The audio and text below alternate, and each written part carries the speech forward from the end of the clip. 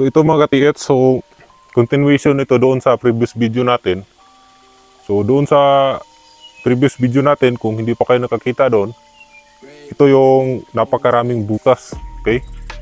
So ngayon, gagawa natin ang detection gamit yung ating long range locator para malaman natin kung saan bang direction. So, ito yung mga butas katiit, so sa mga hindi pa nakakita. Okay, so ganito yung kanyang design. Kung marami ito. Okay? So ngayon, gawa natin ang detection para malaman natin kung saan nga bang direction dito. Pero based doon sa mga marka na nakikita natin, doon yung kanyang tinuturo. So hindi tayo sure, wala naman tayo dalang kumpas, pero parang southeast. Kasi sabi sa ating mga seniors, sa east kadalasang nagbaon yung mga hapon. Okay? So ito katiits, gawa natin ang detection.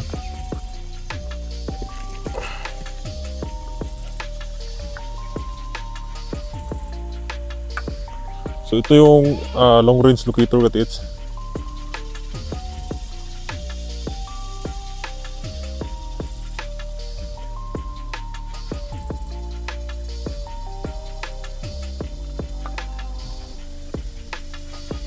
So dito tayo pwesto. Nandito yung mga butas.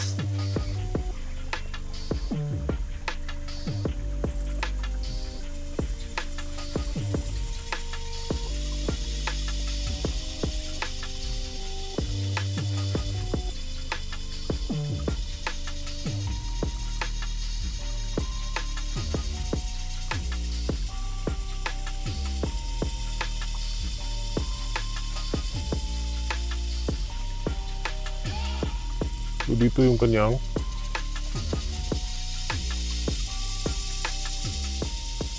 may sulod yung bagaw.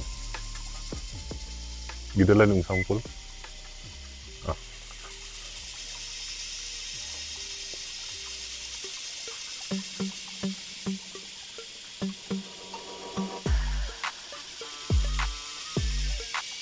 So doon tayo na portion. Meron siyang tinuturo dito.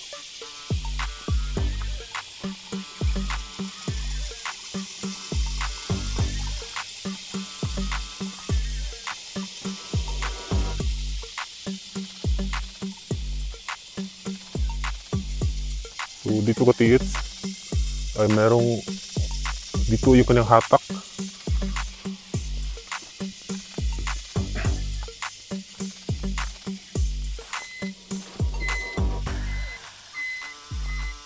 Okay.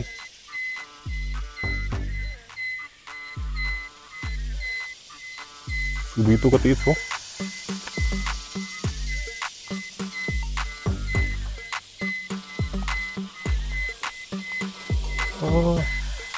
Sumlakas dito. Dali lang katiits, eh. Mukhang mayroong damo na matulis. Kunin muna natin to kasi masakit yung ano dito kapag ito yung makasugat. Okay, so based dito sa ating nakuhang detection, so dito, okay, itong bato na parang nakapile dito meron siyang detection.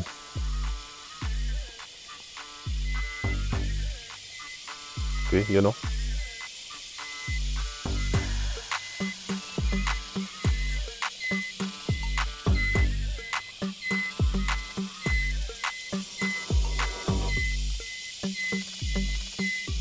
So, mayroon nga dito.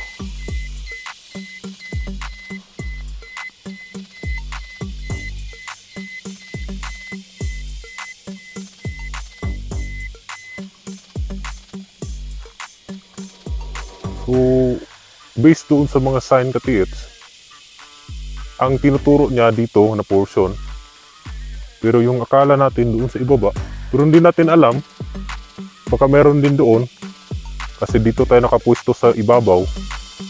So, ang tendency kasi niyan, kung saan yung mas malapit, yun yung kanyang uunahin, okay? So, dito yung nakuha. doon sa ibaba, possible na meron din doon, okay? So ito yung prospect na nakuha natin, na ito yung sentro, okay? Dito, ito yung bato na medyo malaki. So dito, yung detection. Okay, so kaganda. So doon naman tayo sa ibaba, doon sa may letter C. Okay, kasi doon mas malaki yung mga arrow, and then yung kanyang marka klarong-klaro din.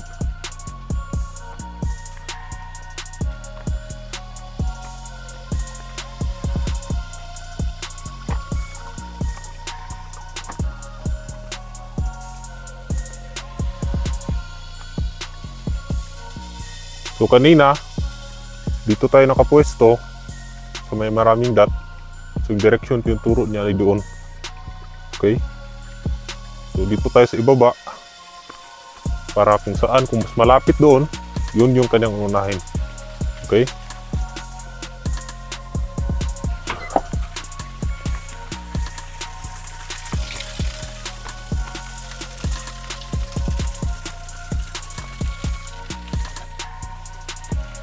So sa mga hindi pa nakakita, ito yung C. Okay? So sa previous video natin, makikita natin yan. So dito naman tayo gagawa ng detection.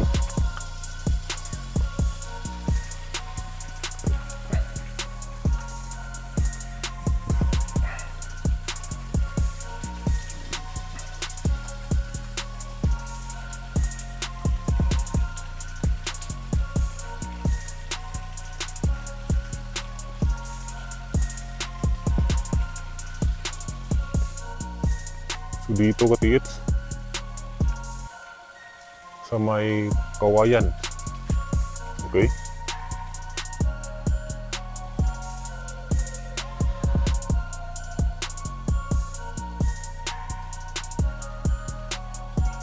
Parang hatakin sa pabalik.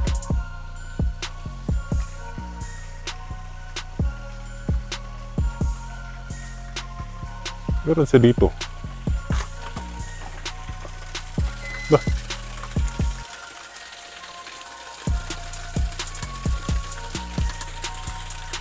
So yung kanyang hatak katiits, dito at saka dito. Pupunta ako dito, dalhin dito, yan o.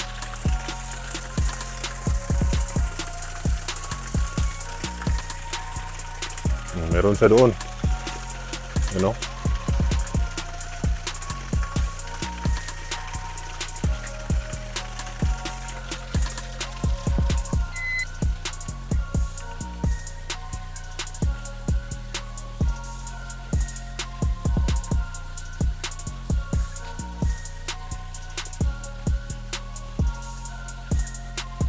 Okay, so dito try natin dito kasi mas malakas yung kanyang hatak dito.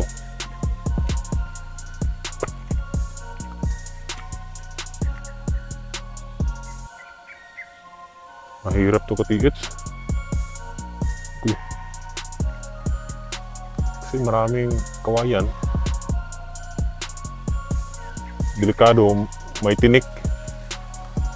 So pero dito talaga yung kanyang hatak, so lalim ng kawayan.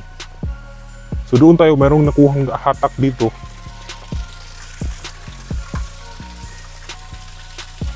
Baka possible na dalawa. Okay? Dalawa yung nakabound.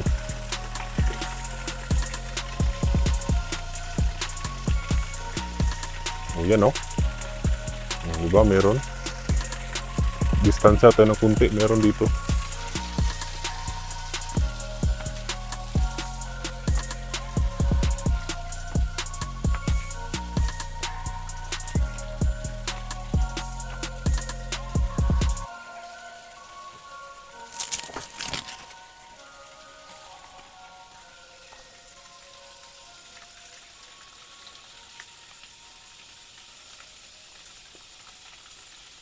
Parang babalik.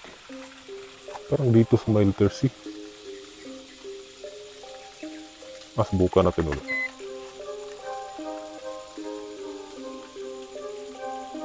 refresh natin.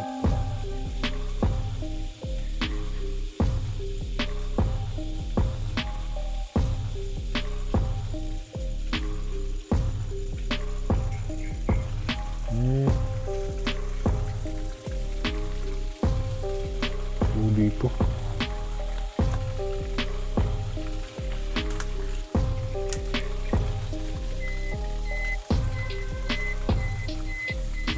Okay.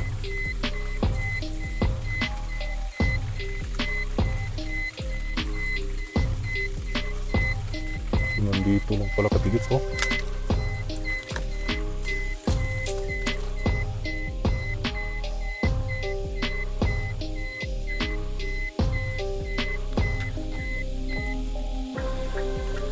So kung titingnan natin dito katigits, diba dito yung kanyang detection? Meron siyang mga arrow. Yan, oh. Meron siyang arrow dito. Maliit. Yan, oh, klarong-klaro. Maliit na arrow. Dito naman, yung isang parang triangle. O parang siyang supporting sign dito sa kanyang arrow. So, dalawa siya. Yung isa nandoon, yung ibabaw. Pero hindi pa rin natin malaman kung gaano kalalim. Kasi,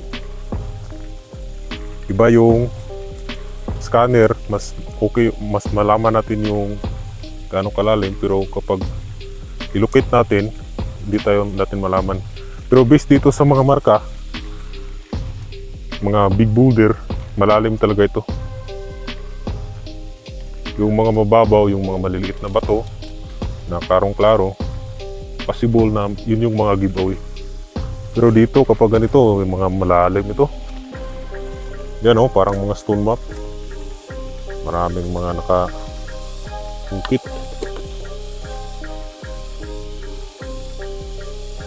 Grabe, klarong-klaro talaga sinadya, oh. Hindi ito made of nature. Yan, oh.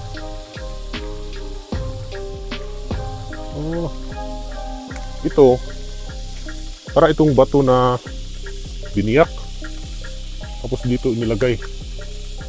Okay? Kasi, titignan natin. Oh. Sinadya talaga. So, ito ay man-made.